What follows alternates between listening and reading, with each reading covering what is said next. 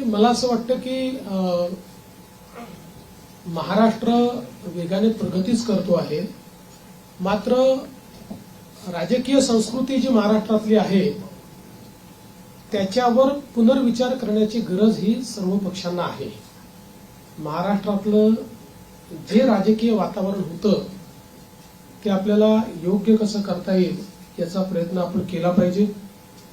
मी शपथविधीच्या निमित्ताने माननीय पवार साहेब असतील, माननीय उद्धवजी ठाकरे असतील, माननीय सुशीलकुमार शिंदेजी असतील, माननीय पृथ्वीराज चव्हाण साहेब असतील किंवा सन्माननीय राज ठाकरे साहेब असतील, अशा सगळ्या प्रमुख लोकांना त्या ठिकाणी स्वतः फोन करून त्यांना निमंत्रण दिलं. त्यातल्या प्रत्येकाने माझं अभिनंदन केलं, मला शुभेच्छा दिल्या. काही व्यक्तिगत कारणाने ती लोक येऊ शकले नाहीत, पण त्यांनी शुभेच्छा दिल्या.